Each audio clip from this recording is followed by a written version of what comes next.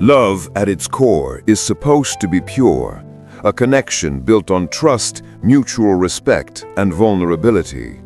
But there's a darker side to attraction, one that's rarely spoken about out loud. Beneath every romantic spark, there can be an unspoken battle for psychological dominance.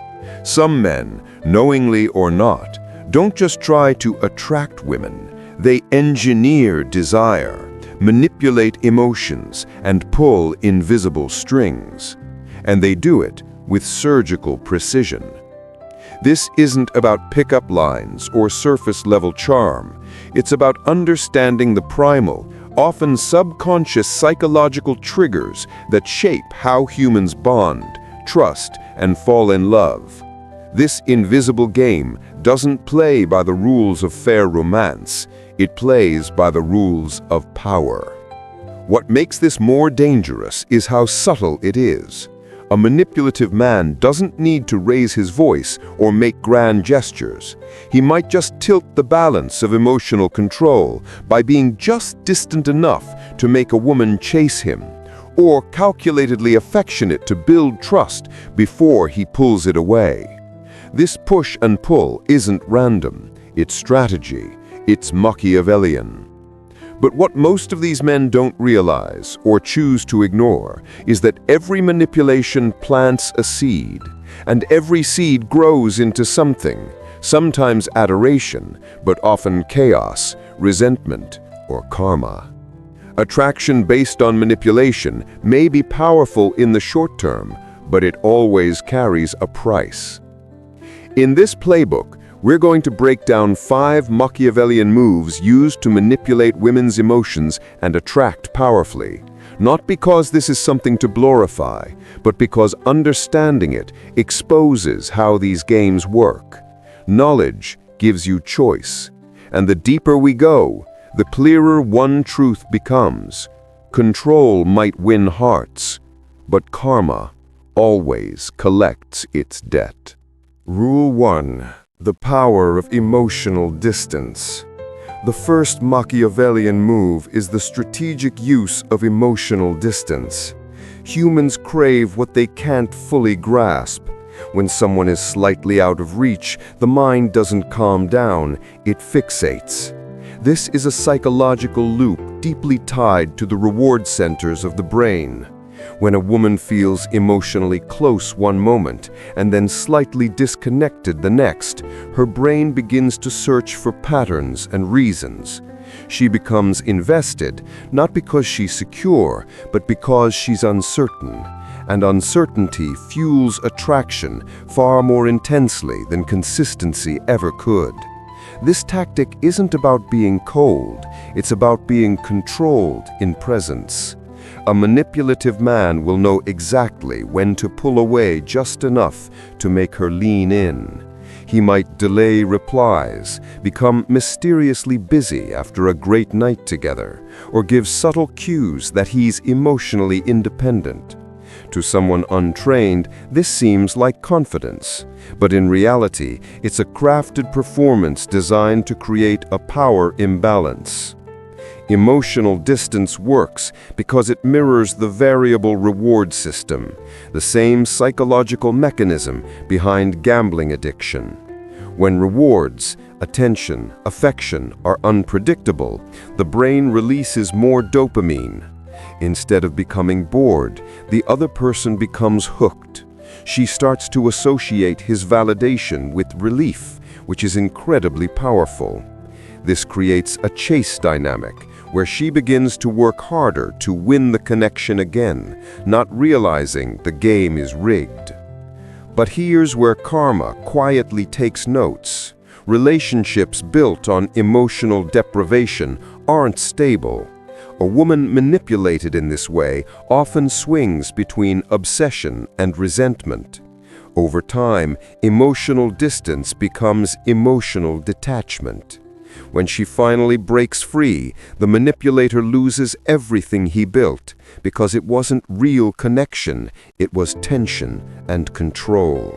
And the energy he puts into keeping people at arm's length often circles back, Loneliness, mistrust, or a string of shallow bonds becomes his inheritance. In the short term, emotional distance makes the manipulator the prize. In the long term, it makes him isolated. Karma doesn't always arrive with thunder.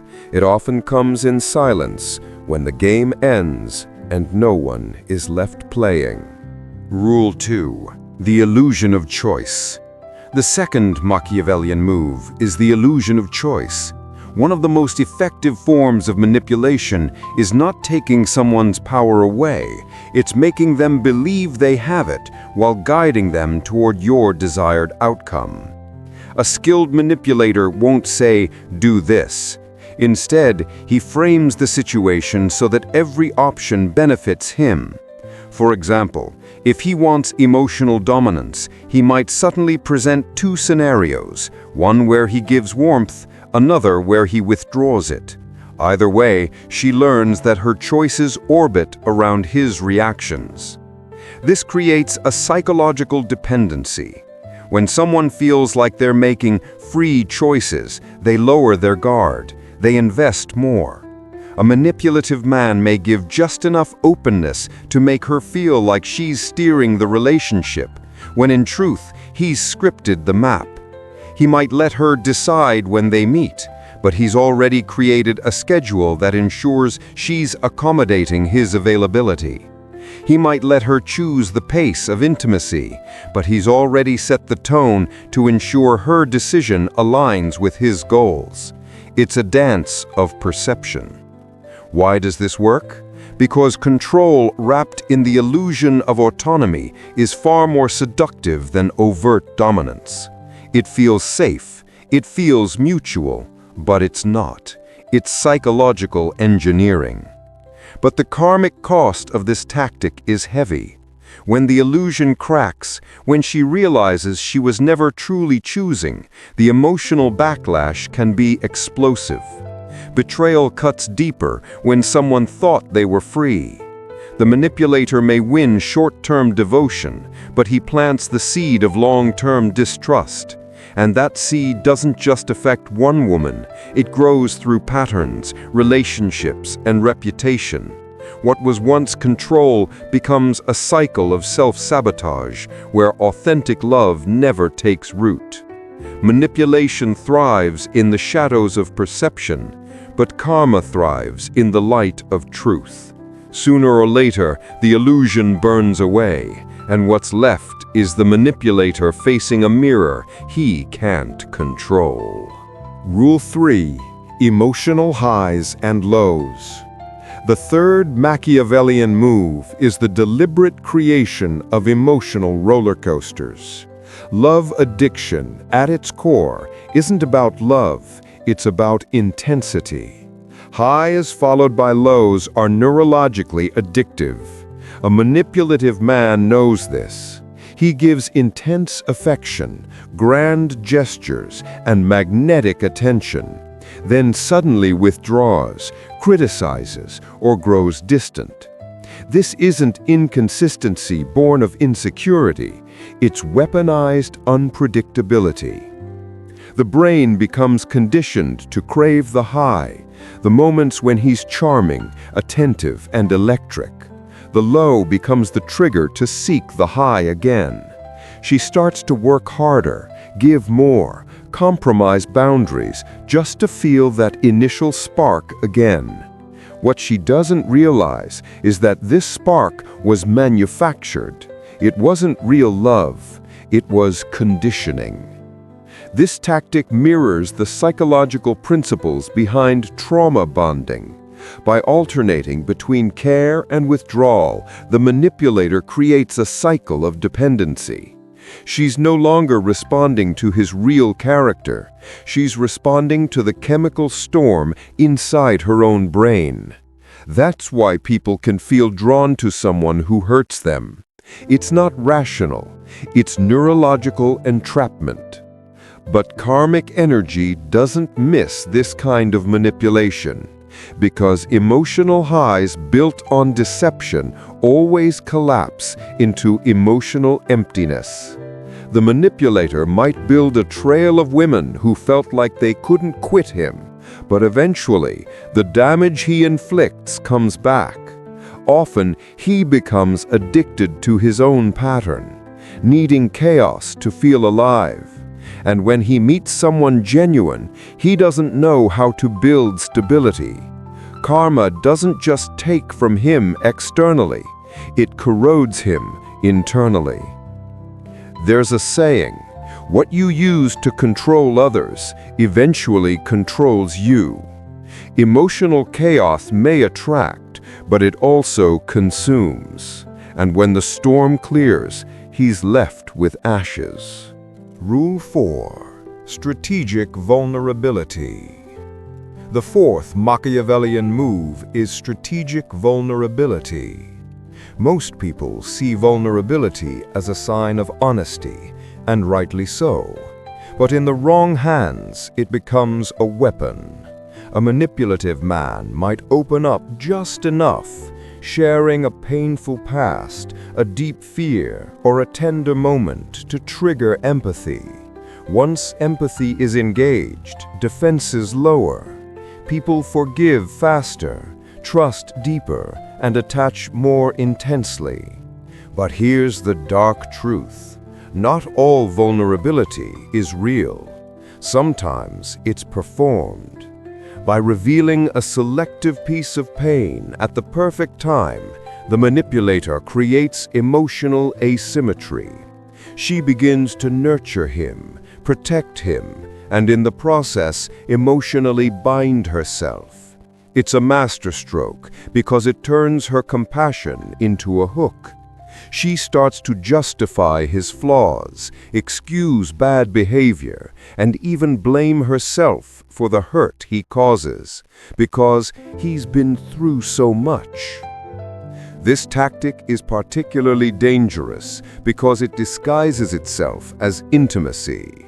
But real intimacy is reciprocal, not one-sided. Strategic vulnerability is a performance, not a connection. It's like a key that opens someone's emotional door without ever offering entry back. And karma has a way of exposing masks.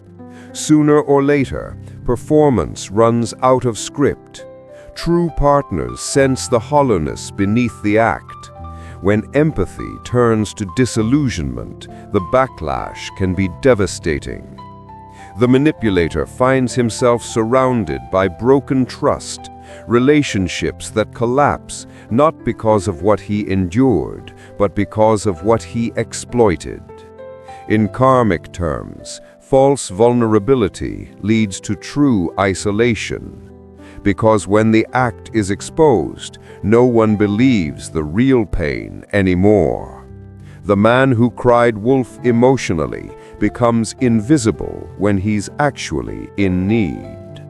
What once was power becomes a prison. Rule 5. The reward and punishment system.